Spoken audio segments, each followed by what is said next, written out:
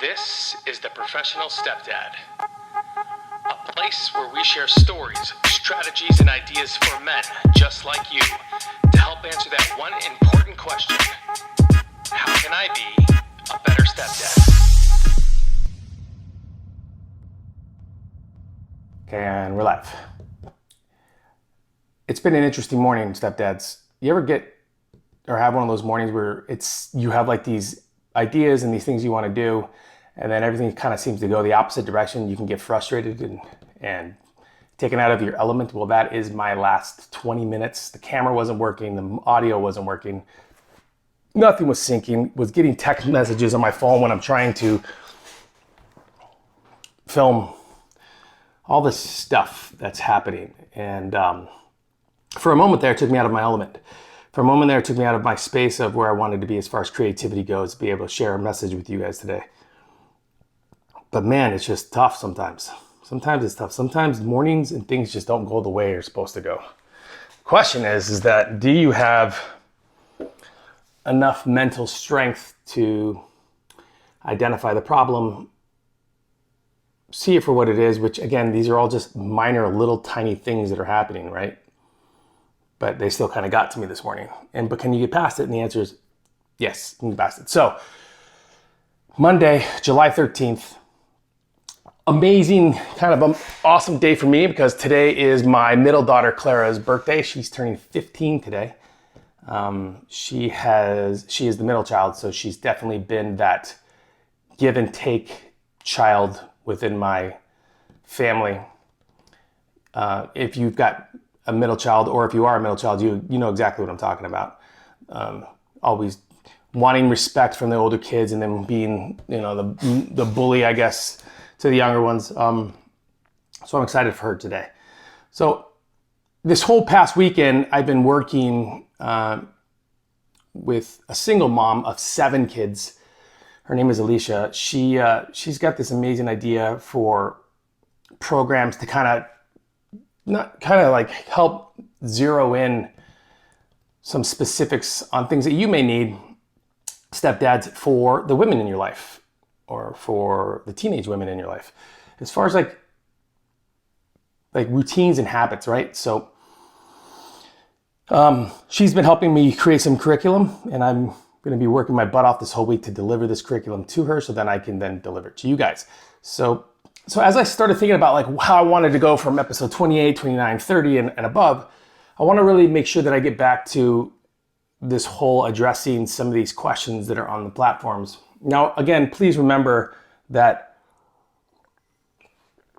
unless you tell me I can, I don't reveal names or the platform that I get it from because it's not fair, right? But I do think it's important to identify some of these questions because not everybody belongs to these platforms, but they could find this episode and then they could benefit from the situation that you're going through.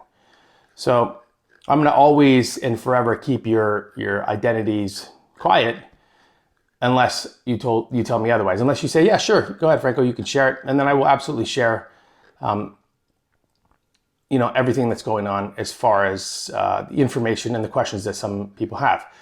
So I'm going to go right into it, and then want to talk about standards, raising the standards within the home. As a matter of fact, let's just start there. So I was speaking to another stepdad over the weekend, and he was upset that his stepchildren aren't doing the chores that they have laid out, that they are not keeping up with their responsibilities within the home as far as like their bedroom and phone time and watching TV and staying busy. Just these, all the little tiny things that every one of us who can't go back to work because of the coronavirus and now kind of live, work, and sleep and eat and everything at home. There are two different ways, or two different types of families there are two different types of scenarios that are happening for families during this time. There are the family members and the families that are growing and getting better. And then there are the families that are declining and getting worse because they are allowing the outside circumstances of the world to kind of determined the way that their house is ran and their attitudes are and how they kind of see everything that's happening. So a lot of this has to do with raising standards. So this dad was saying, Franco, I don't understand it. You know, my daughter, she knows her chores. She knows that she's supposed to do the dishes every Monday and Friday, and on Wednesday she's supposed to help mom with dinner. She knows she's supposed to do that, but yet she's always finding excuses not to. She's always finding reasons not to do things.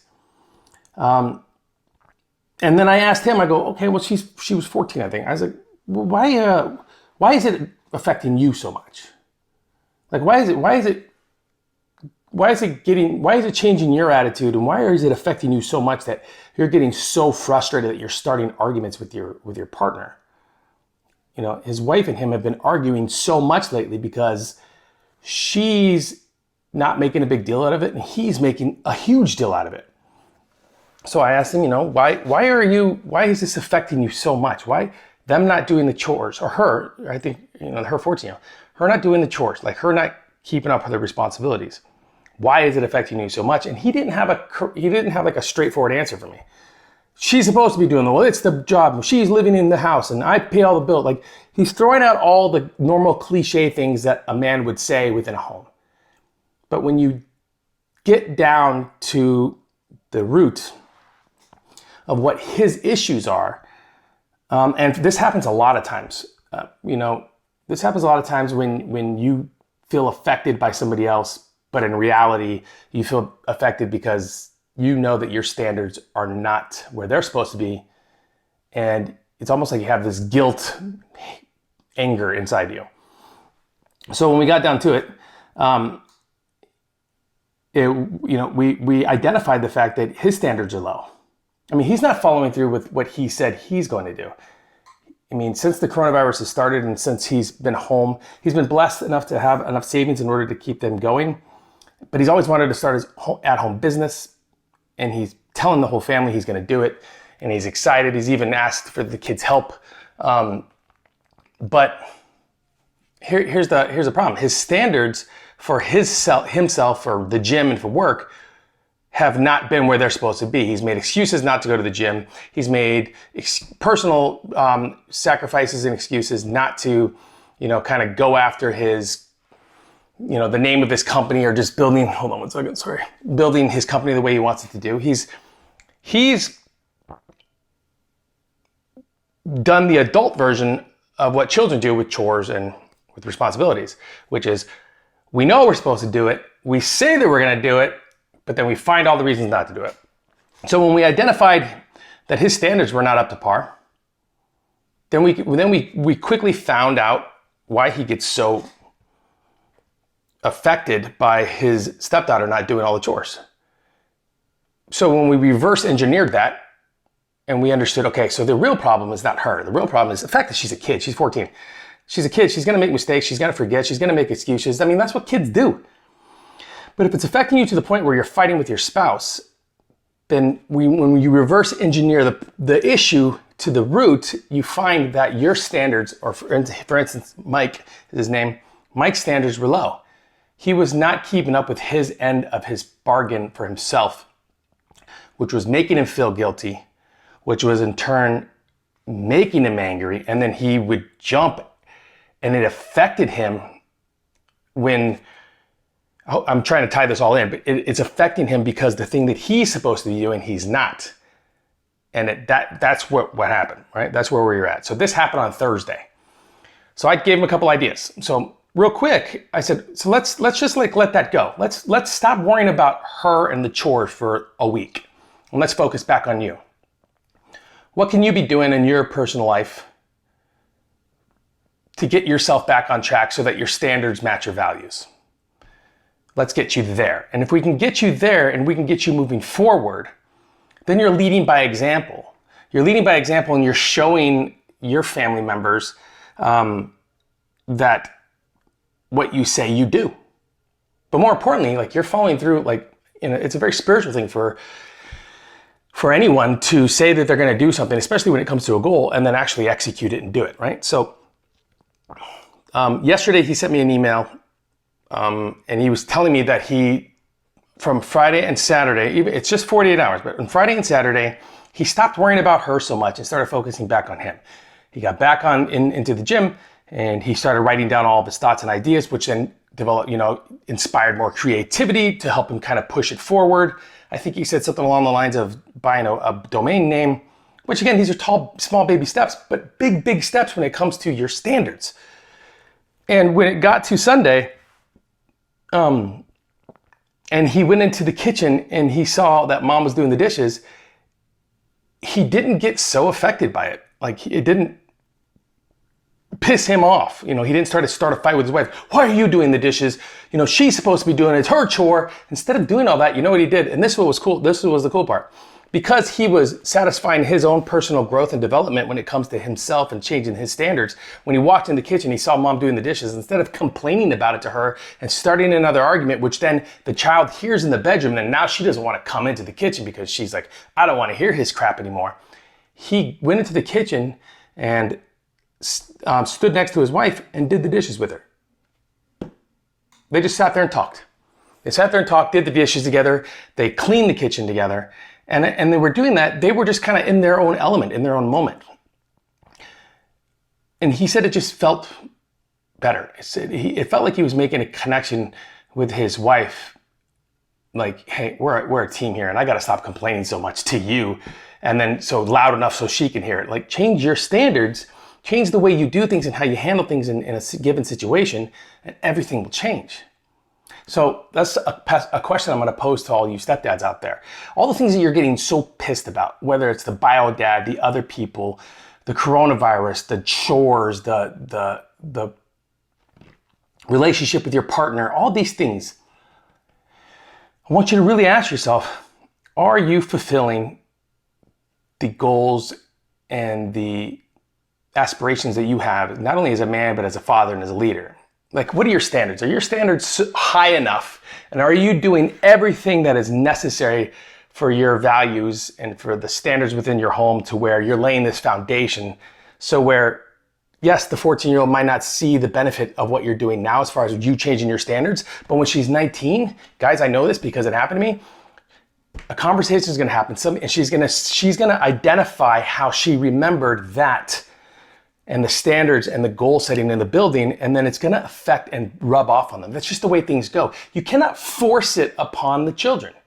You have to display it. You have to display it in every way, shape, or form, with anger, with laughter, with emotion, with love, with the connection with your partner, with how you're handling your own personal health and wealth. All these things, children just notice, they just see. Like, my son is going to be 11 in like 3 weeks. And I walked into his bathroom. Went out of town. I walked into his bathroom when I got back. And in his bathroom on the wall was a whiteboard. And on it was like his 6 daily commitments to himself. I never told him to do this. But he's been noticing what I do. And now he wants to do it. And it's just little tiny things are changing his standards. So I'm happy for him and his situation. I hope that he continues to stay on it. You cannot force your leadership. Leaders lead. Leaders understand that if you demand it and it doesn't work, you have to find another way to connect so that it rubs off and it gets instilled within the home. And FYI, the last thing he said is that he hasn't laughed this much with his partner in years. I mean, he's been so focused on trying to like take on the responsibility of the world, from the virus to the others to work to the kids. He's consuming it, and instead of sharing with his wife, he bottled it up. And eventually, you guys know as well as I do, is if you bottle it up, it'll pop and explode, and then you're screwed. So he said he's never laughed this much. He hasn't laughed this much in a long time. And I'm just excited for him, because if he continues to just develop these habits and routines and change his standard for himself, he will see that it will affect the children, but on their own time. That's another thing that you stepdads have to remember. It's not about now. You have to have patience. So raise your standards. It's very important that you remember that. Okay, so I'm gonna go in a couple of things here, a couple statements people make online, and then I'm just kind of address them because they're all pretty universal. So, did you ever find yourself catching an attitude from the whole damn house, but then the second you give the attitude back, you're the asshole? Yes, every one of us stepdads have felt that. Every one of us dads have felt that. Every man has felt that. If you are anything like me, you know that your attitude, your nonverbal expressions, right? So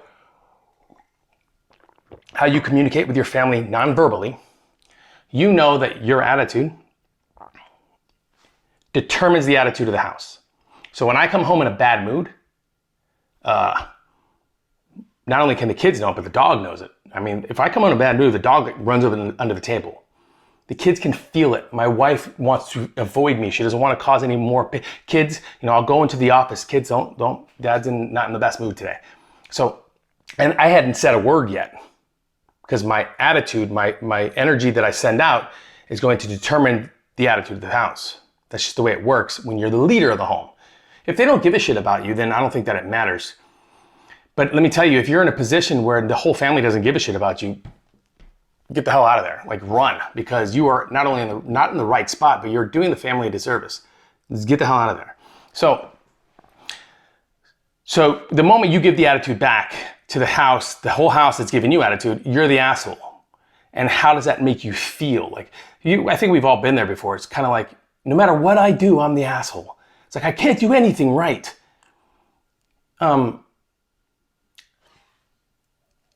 This is not a stepdad issue. This is a dad issue. This is an every man issue.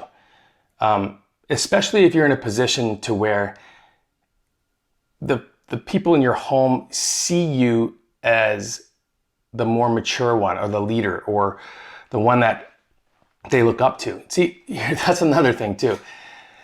As a stepdad, our children will never come out bluntly until later on to tell us how much they love us. No, let me rephrase this. How much they respect us and how much they look up to us.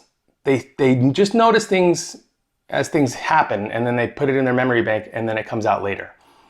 Now, as stepdads, we want the high fives, the reward, the trophies, the attaboys, the pat in the butts now.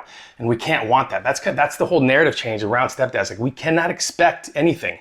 We made the decision to come into this family, and we have to just tread water and do everything that's needed in the correct way, building standards and values within the home, and then it'll pay off later. You have to have patience. So for this gentleman that came home and the whole house, he feels like he's being attacked by the house, and then he turns it around on them, and now he's the complete asshole.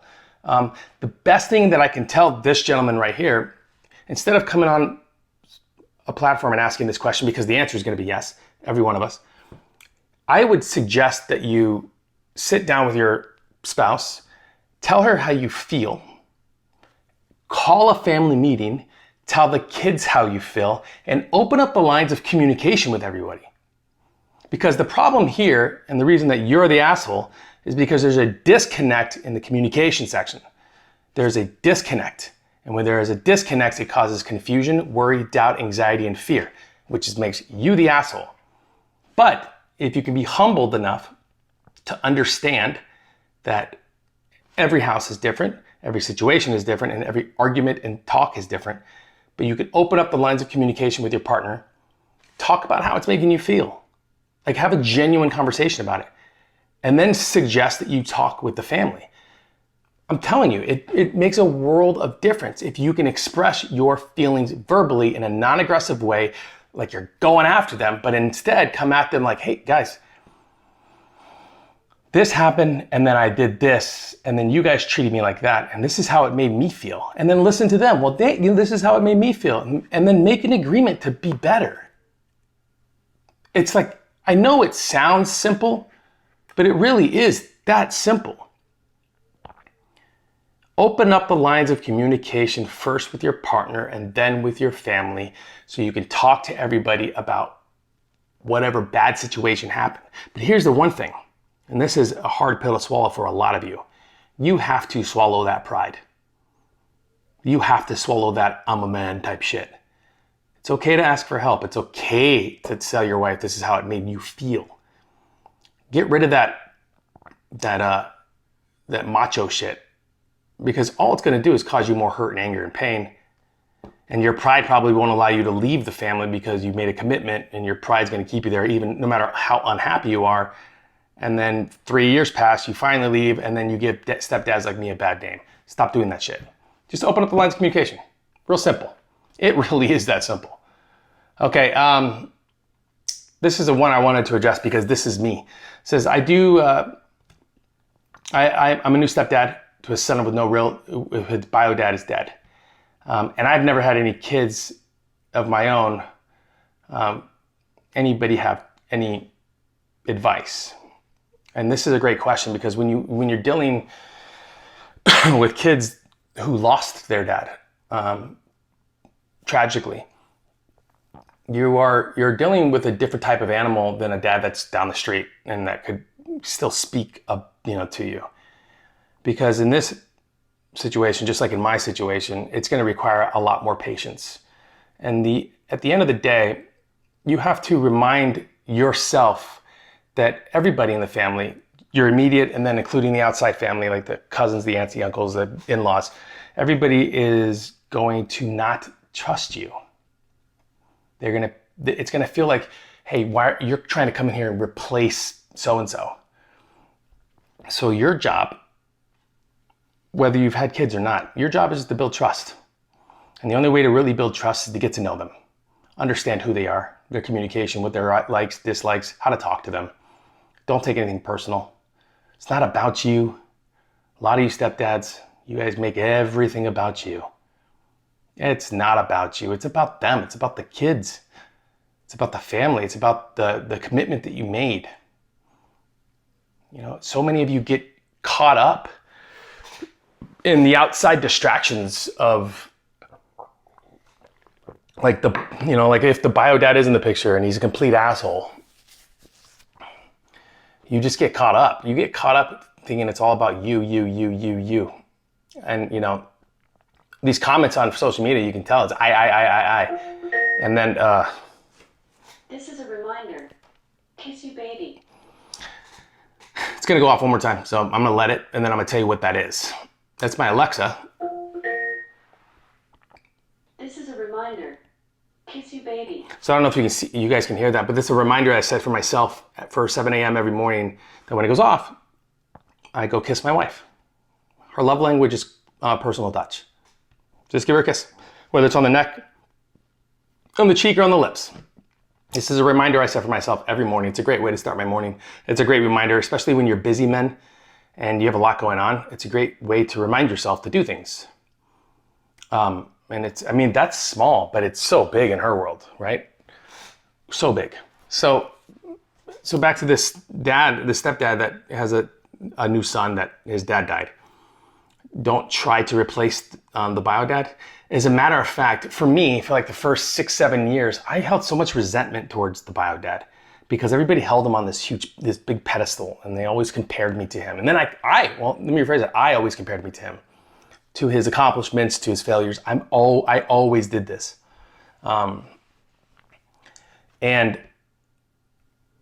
then one night or one day, whatever it was, I remembered that he died. He died tragically out of nowhere. One day the kids had their dad, the next day they didn't. And I remembered that it's not about me as a stepdad. It was about them losing their dad. I mean, I haven't lost my dad, but I'm pretty sure I'm going to be broken up when it happens. So instead of feeling so much anger and resentment towards the man, or feeling like I had to match him, I decided to celebrate him. I wanted to talk about him. I wanted to get to know him more. I had the kids share stories about him.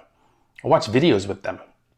It was important for them to remember who he was, because I'm blessed to have 5 children, but because of this man, I don't see this guy as anything other than all I would like to do is say, thank you for allowing me to come into this family and to raise them like my own, and they're great kids. And I want to make sure I celebrate him. So for the gentleman that has the new son,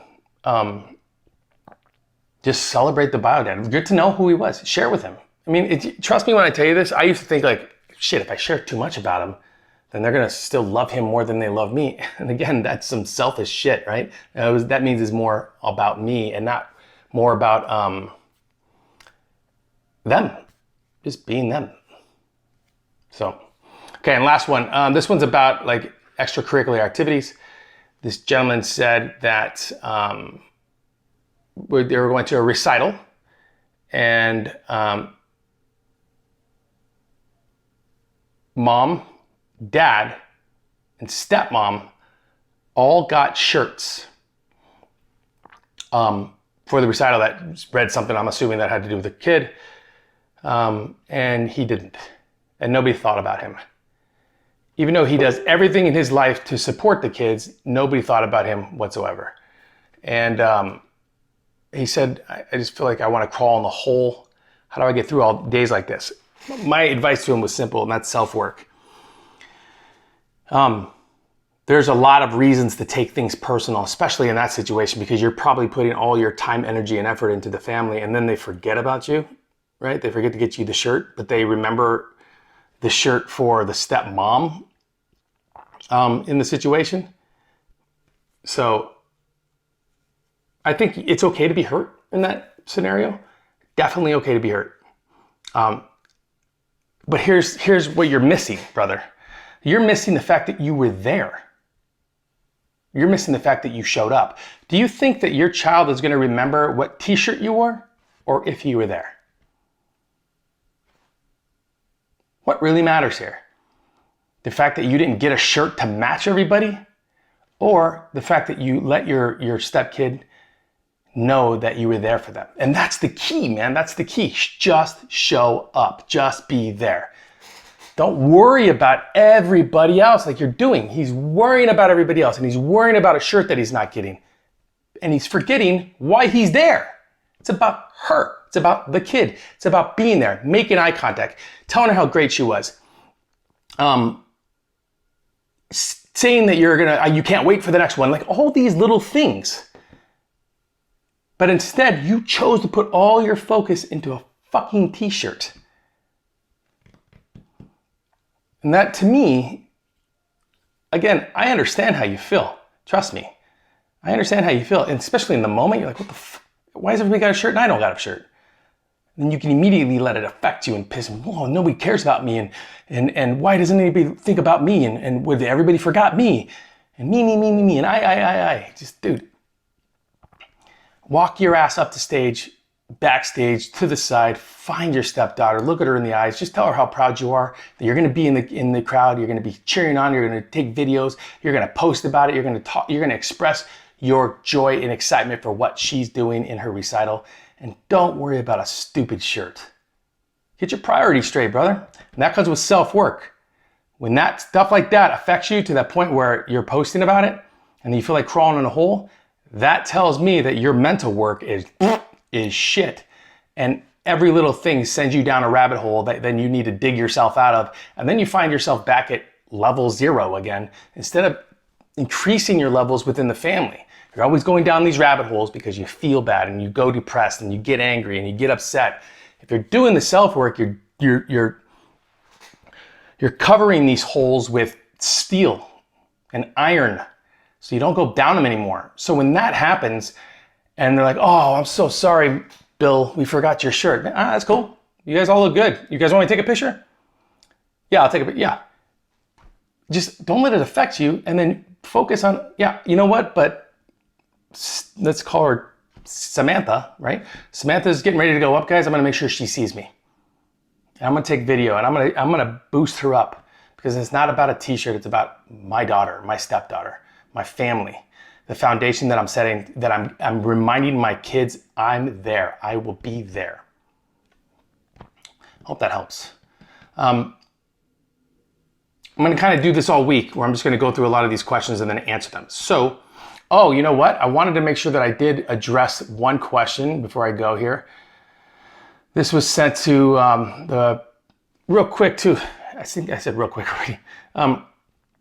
Guys, make sure to follow, go to the YouTube, subscribe, all that other fun jazz. But more important, make sure you follow us on the Facebook page too. So we can kind of connect not only with one another, but share ideas with each other. So it's The Professional Stepdad on Facebook, on Instagram, on TikTok, and then on YouTube. So if you have not done that yet, I highly recommend you do, so you guys can not only stay connected, but then we can all connect with one another, right? We can all chat. Okay, let's see here.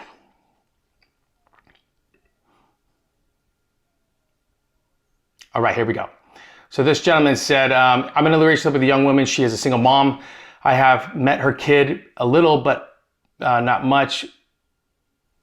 Daughter, but can't even, okay, hold on, schedule are both kind of, so our schedules are both kind of whack, so I haven't really met her kids yet.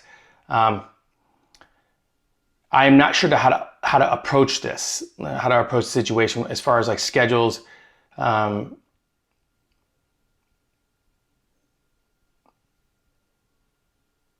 Okay, here we go. Then sat down with the mom. I gave her a conversation about what she expects. Okay, cool, yeah. So basically he said, he's young too. I think they're like 20, 21. His name's Gregory. Gregory did give me permission. So he's 20, 21. So he sat down and he's young and he's in a new situation. She's got the stepdaughter. He's never had any kids before. Hasn't really introduced himself or met the children. He's a little worried and nervous, and he wants to make sure that he doesn't screw anything up. He's got great intentions is what I love, because if he's asking questions, guys, that is great intentions. If his intentions are pure, then he's going to be successful because he's already asking the right questions in the beginning instead of being prideful and trying to do this shit on his own, right? So my advice to him was, you haven't met the stepdaughter yet, and your schedules are hectic, and you guys are young and you're together. So he's wondering how to kind of navigate his way through the first bit of this journey of his. And the answer was simple: build trust. Build trust, build trust, build trust. Patience, patience, patience. Your objective is to make a connection with the family, with mom and with stepdaughter. More important, your objective is to show stepdaughter how much you enjoy and love her mother. Put her on a pedestal, talk about her, hug her, kiss her. Do everything you can to express your love and admiration for mom, because it's going to rub off and affect the children. And then as far as the stepchild goes, when you meet her and you get introduced to her, to however position you are, like this is my new boyfriend, or this is maybe your stepdad, or we're gonna get married, whatever it might be, do yourself a favor and include her in the decision-making process along the way of your journey. Why? Because you want her to feel like a part of the team. Gregory, you're asking the right questions. You are starting this journey off on the right foot. You're not starting behind the curve. You're starting your journey off on the right foot because you're asking questions about how to do things. Like, you already know your why. Your why is that you're in a relationship with somebody that you love, and you want to make sure that you don't screw anything up. And that's freaking beautiful, brother, because it's genuine, it's humbled, it's from the heart. So include her in the things that you do. Express your love and admiration to mom, and make the connection with your stepdaughter in a way to figure out what her love language is, because then you can communicate with her properly. Also, figure out mom's love language, figure out your love language, like understand what it's going to take to create this like bond within your family, so that when you do get married and you do kind of, continue on your journey, that you're doing it on top of a foundation built on trust, loyalty, respect, values, and again, like, huge applaud to you for just asking questions. And then he said, I sat down with her and we did decide that we are going to make time for each other and not rush anything. That's another thing too. As stepdads, Gregory, we have a tendency to want to be the fixer. We have a tendency to want to solve the problem. My advice to you would be, instead of trying to solve her problems or trying to solve the problem, try to be a light in dark corners.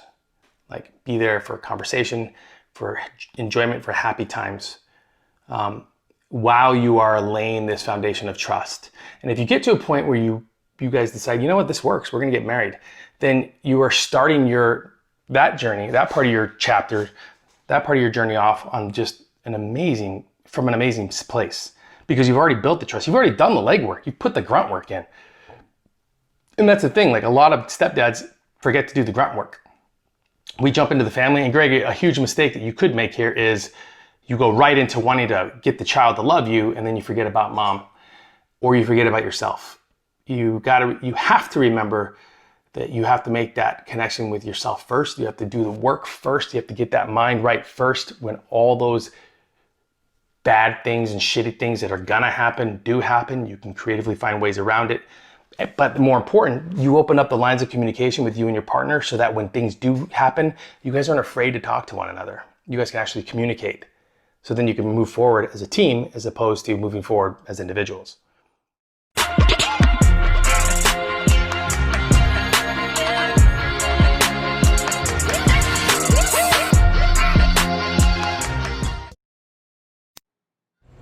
Quiet on the set, please. Thank you, everybody.